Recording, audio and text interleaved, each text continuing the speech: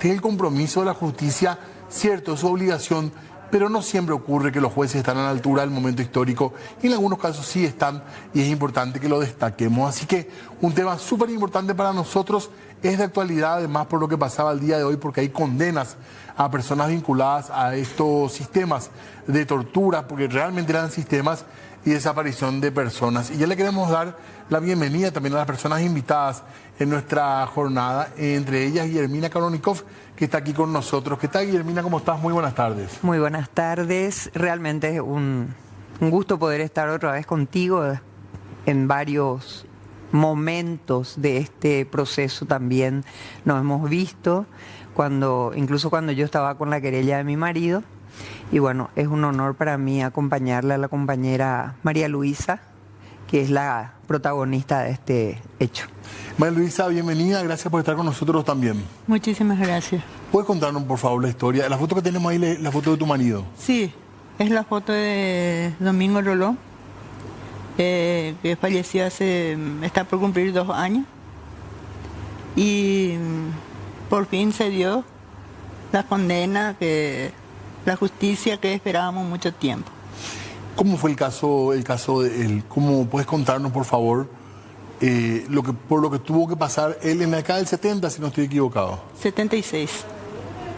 Y él fue tomado en la Argentina, al lado de, ¿cómo se llama? Formosa, más o menos por ahí. Y fue llevado a la cárcel ahí en Monte 29. Le tuvieron que tener ahí unos tiempos.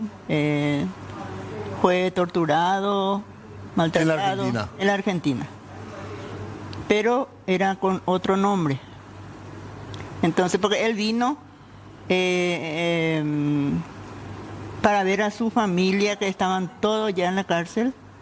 Y le mandaron decir que a su familiar y a su padre le dijo, creo que fue Pastor Coronel, le dijo que si él no se presentaba, que ellos iban a permanecer ahí en la cárcel también. Entonces él, pensando de venir a presentarse o a saber algo de su familia, vino a la Argentina. Vino a la Argentina y buscó la forma de hablar, de comunicarse con sus familiares, pero no pudo. Y volvió.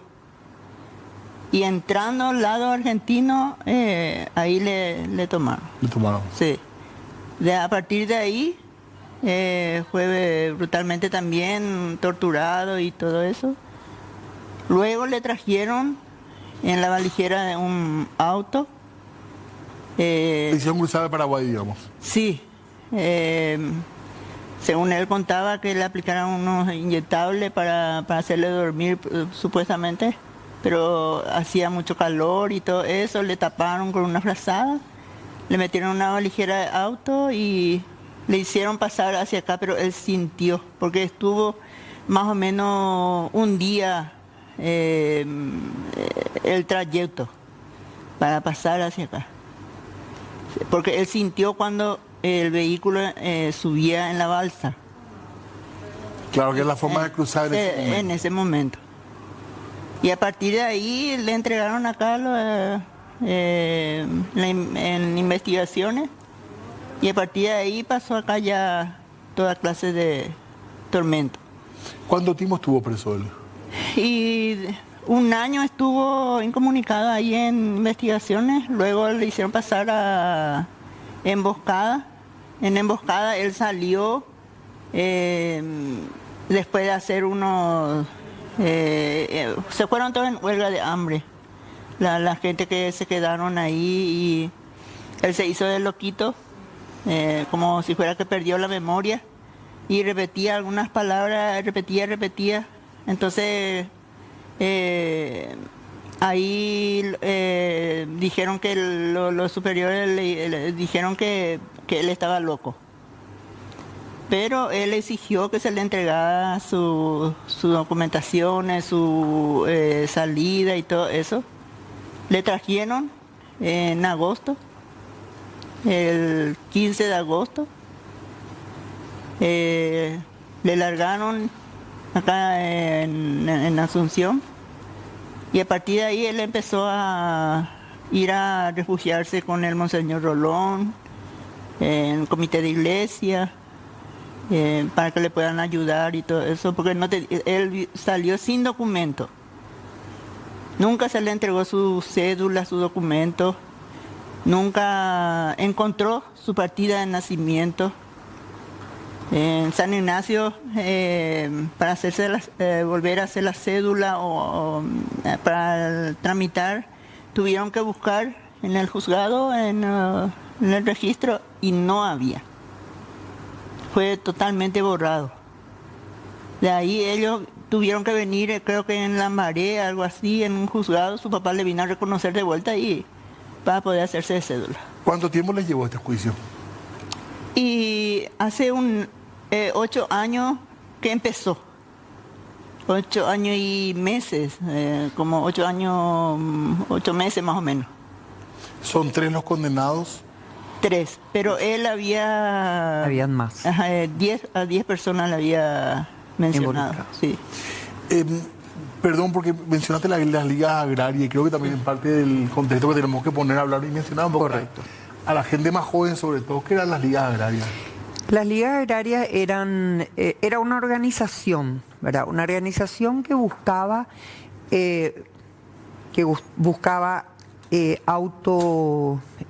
autofinanciarse, ¿verdad? Dado que en el gobierno de Stroessner los productos de los campesinos no tenían valor, estaban los famosos intermediarios, que eran los que iban hasta la chacra, los que tenían camión todo tiempo y compraban, acopiadores, compraban los productos al precio que a ellos se les antojaba, ¿verdad? Ellos veían de que de esa forma jamás iban a salir de la pobreza y que del gobierno no podían esperar absolutamente nada, y empezaron a buscar la forma de organizarse en comunidades, ¿verdad? Él era un líder de esta... Yo no fui parte de las ligas agrarias, pero sí tuve en el año 70, 71 realmente, tuvimos una experiencia con las ligas agrarias donde conocimos la forma de organizarse, y esto fue en el departamento de Misiones, en San Ignacio.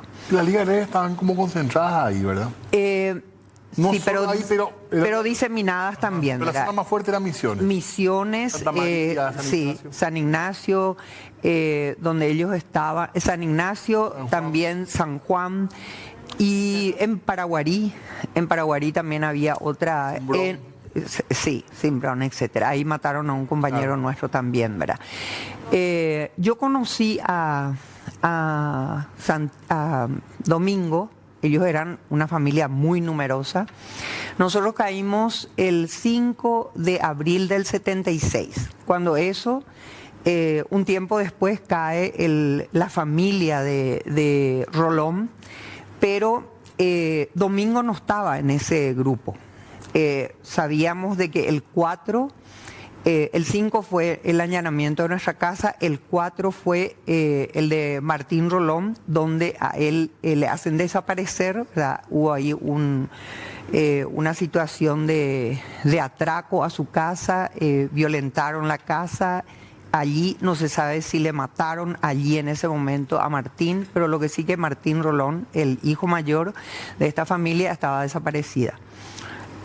A mi marido lo matan 24 horas después, Mario Sher Prono. Yo estaba embarazada de 7 meses, ¿verdad? Un mes estuvimos en el departamento de investigaciones, ahí conocí a este torturador, en especial a Manuel Alcaraz, a Torres posteriormente, que coincide con la llegada de Domingo. Estuvimos nosotros un mes en el departamento de investigaciones en la oficina de Alcaraz. Él ni se acordó de que nosotros tuvimos un mes en su oficina, ¿verdad? Él vino a mentir así descaradamente. De ahí nos llevaron a la comisaría primera, estuvimos 4 meses y luego fuimos todo a emboscada el 6 de septiembre del 76. En marzo del 77, estando ya en emboscada y habiendo nacido ya mi hijo en prisión, Manuel está por cumplir 50 años ahora en julio. Él nace en prisión, el hijo póstumo de Mario Scherprono.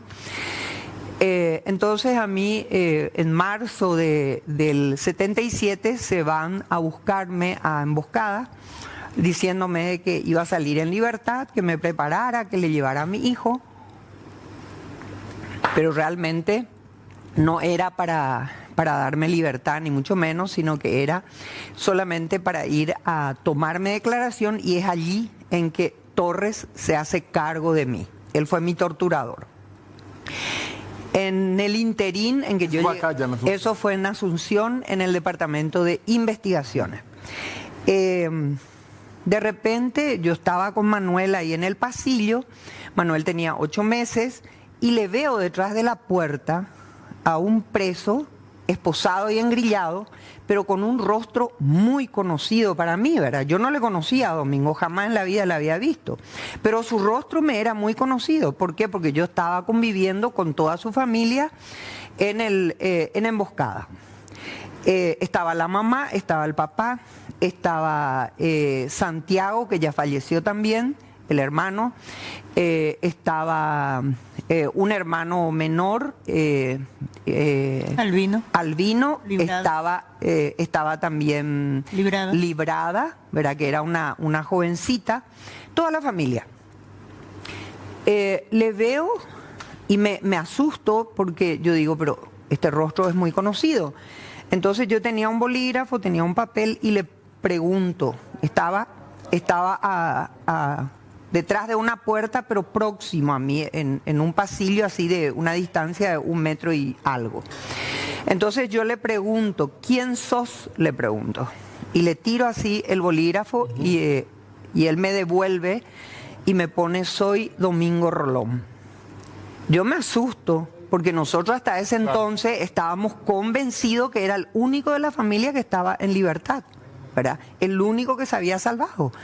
Había sido que a través del operativo Cóndor, a él se lo trae de la Argentina y se lo tiene allí.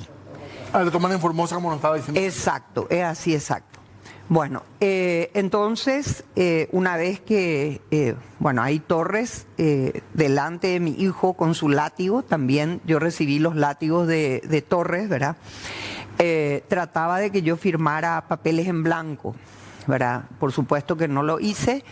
Entonces me llevaron junto a Pastor Coronel, de tal modo a exigirme a que yo firmara. Como no consiguieron eso conmigo, yo firmé la declaración que yo consideraba que sí estaba al alcance de los hechos que habían ocurrido. Entonces me devuelven a emboscada. Y allí yo cuento de que le encontré a Domingo, le conté a la familia, ¿verdad?, de que Domingo estaba en el departamento de investigaciones. No estaba libre, estaba preso. Y Emboscada era como una especie de campo de concentración, digamos, ¿verdad? Emboscada era un campo de concentración, ¿verdad? Allí llegamos a estar como 450 presos políticos. ¿Nadie con orden, nadie con condena? No, por supuesto, obviamente. Una de las cosas que yo hoy decía cuando hablábamos del caso es de que aquí nosotros podemos notar lo que significa vivir en democracia y lo que significa vivir en dictadura. Cuando nosotros vivíamos en dictadura y éramos presos porque éramos contestatarios al gobierno de turno, era con esa dictadura no estábamos de acuerdo y queríamos cambiar ese estado de cosas, nuestros derechos no existían, fueron conculcados absolutamente.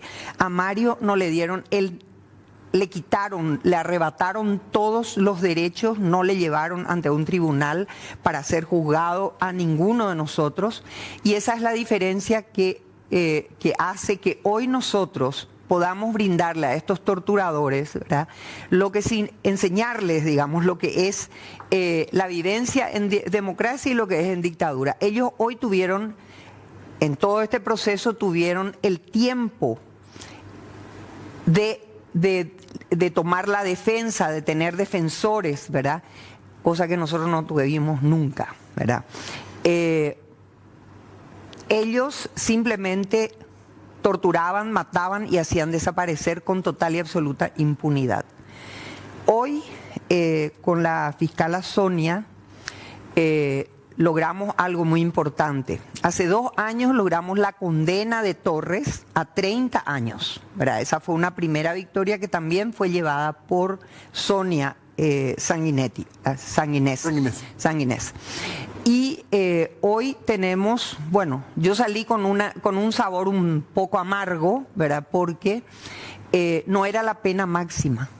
En la Argentina tenían cadena perpetua a quienes encontraban en esta situación y con todas las pruebas que se tenían en contra, ¿verdad? Se les condenaba a lo que realmente merecían. Cadena perpetua, ¿verdad? Es lo que se merecen estas personas, habiendo hecho este tipo de cosas dentro de un Estado terrorista, porque ese era un Estado que se caracterizaba por ejercer ese tipo de violencia. Ahora, de cualquier manera, las sentencias son altas, digamos. Las sentencias son altas, pero no las totales. En el otro caso, nosotros tuvimos sentencia, o sea, en el caso de Torres, hace 2 años, tuvimos 30 años, que es lo que corresponde con el Código Penal actual. Quiero recordar además a la gente que hoy se obtuvo una condena, son 3 los condenados, Eusebio Torres, que ya tenía otra condena, donde fue descrita la brutalidad con la que... Totalmente. Impresionante. Sí. Recuerdo que comentaban las víctimas que ponía un cassette del grupo ABBA para que nos escuchen los gritos de la gente, que después no podían escuchar nunca más la famosa canción de Chiquitita porque... Dos canciones. Una era, a las 11:30 se ponía Chiquitita de ABBA, o de lo contrario, Cucurru Paloma de Julio Iglesias. Fuerte.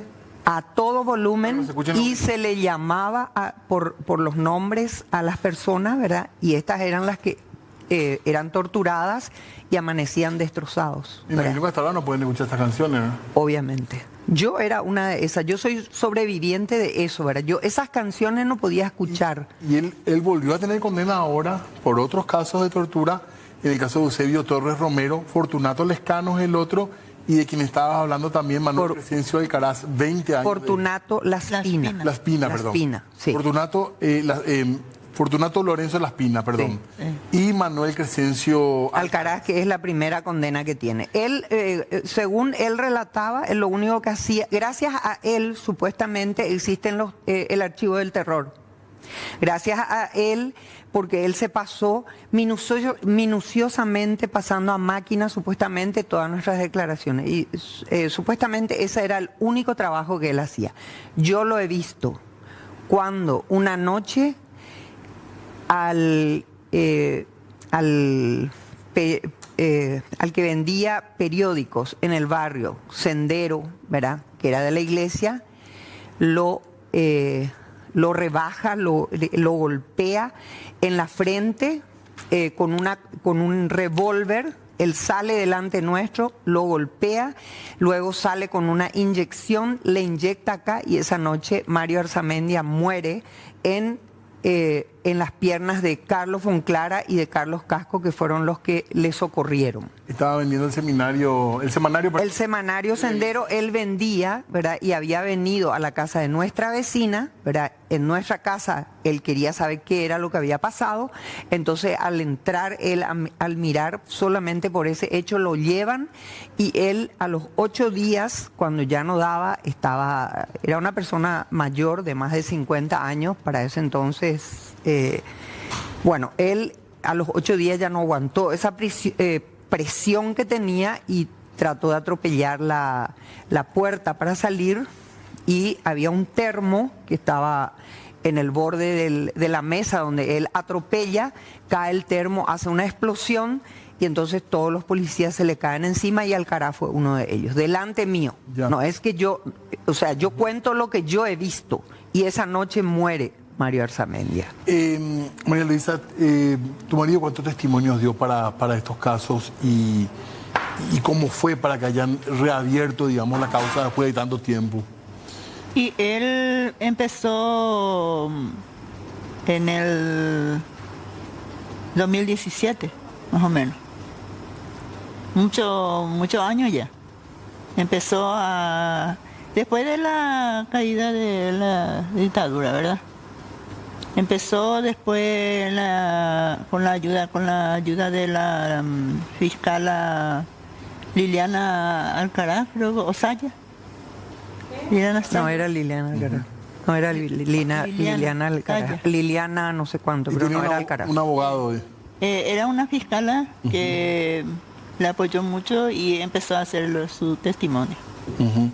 Y hubo el primer intento de juicio oral, fue en el 2017 que se presentó, pero en ese momento vivían todavía los 10 y se presentaron como 3. Entonces se suspendió de vuelta. Y a partir de ahí nunca más se supo nada del caso. Después, cuando él estuvo muy enfermo, ya en el 2024, le volvieron a llamar para venir a declarar y que para empezar a hacer su juicio. Creo que para cuando ustedes estaban haciendo también su seguimiento para la sentencia de Torres de Torres. Pero él no pudo participar, le llamaron 3 veces, no pudo más participar porque estaba muy mal. Sí. Entonces, prácticamente nosotros habíamos pedido a la fiscala para hacer una nota para presentar que él no se puede presentar porque estaba enfermo. Y después falleció. Y luego, el año pasado, empezó otra vez a llamar para la audiencia. O sea, él lastimosamente no pudo ver tampoco. No pudo ver. No pudo ver. En el caso de él, estaba también Cururupiré, Nicolás Benítez, conocido como Cururupiré. Él en nuestra querella, en el caso de Mario Sher, ya recibió una sentencia, la máxima para ese entonces con el Código Penal anterior, 25 años. Él cumplió en el 2014, él cumplió su condena de los 20... Lucilo Benítez cumple su condena, igual que el otro, Saprissa, que se hacía llamar Camilo Almada Morel, ¿verdad? Y el otro que era Juan Martínez, que ya falleció, ¿verdad?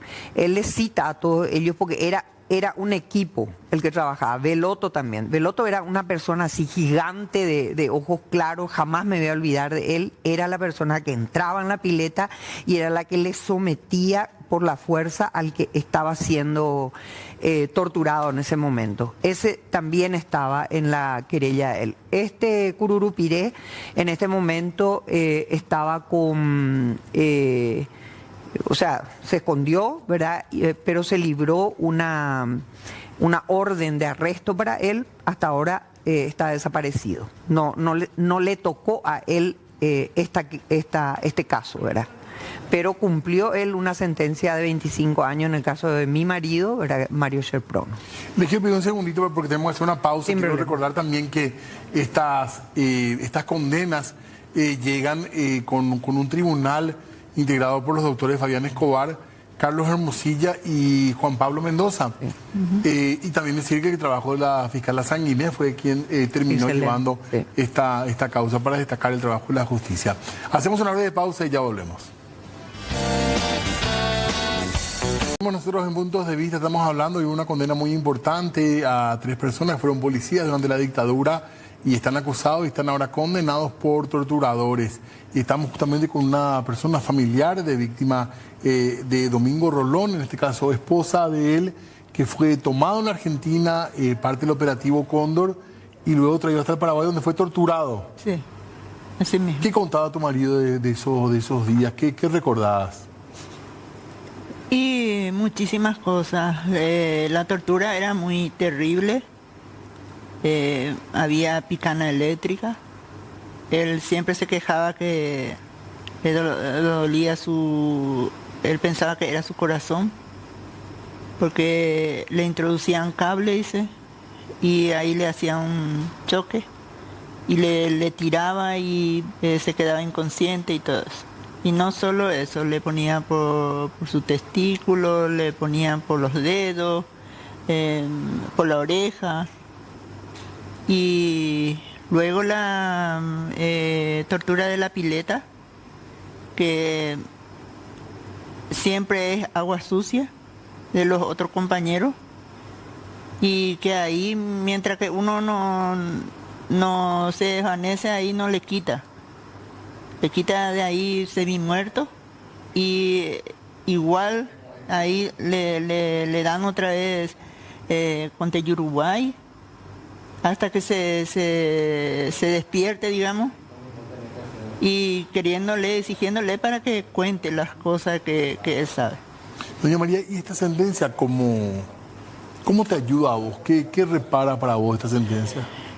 En primer lugar, por su memoria, porque él quería llegar a esto, él quería participar, él necesitaba la justicia. Siempre esa era su idea, por eso luchó mucho para preparar todos los documentos que necesitaba y todo eso. Y contaba, y por lo visto que hizo muy bien, porque hasta los jueces reconocieron que no variaba su relato. Y uno, por su memoria, y para la familia y para el pueblo paraguayo. Que hay muchísima gente torturada, víctima, desaparecido. Él tiene un hermano desaparecido, tiene otro hermano que hasta hoy vive, que se llama Melchor, que está viviendo mal, está en silla de ruedas, vive solo. Y su cuerpo está minado de cicatrices, minado de cicatrices. Y por lo menos para que la gente se anime a buscar la forma de denunciar y de llevar a juicio. Porque no solo estos tres señores, hay muchísimos personajes, de los cuales dice que ya fallecieron a la mitad, como 5. Sí. Pero hay más gente. Hay más gente. Misiones, por ejemplo, había muchísima gente que son purahue. Ellos son más formales. A mi tío, por ejemplo, le trajeron de la chacra. Nosotros trabajamos todos, éramos 3 familias, prácticamente todas mujeres. Yo tenía 13, 14 años. Y hacíamos el famoso minga para poder limpiar nuestra chacra. Y en eso, estando en la chacra de nuestro vecino trabajando, le vinieron a llevar a mi tío. Y son vecinos que en esa época eran soplones y que escribía por la gente. Y ese día, por ejemplo, le trajeron en la compañía la mayor parte. Le cargaban en un camión ¿cómo se llama? Va a transportar animales. Y en ese le traje, sí.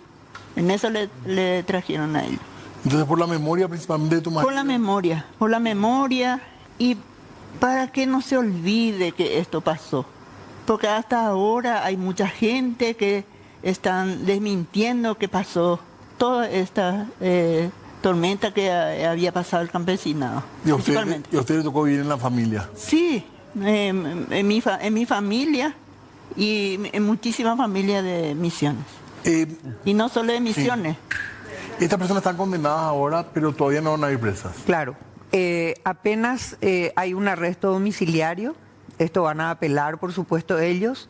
Entonces, acá todavía hay un largo proceso que hay que llevar hasta que quede la sentencia firme y ejecutoriada, ¿verdad?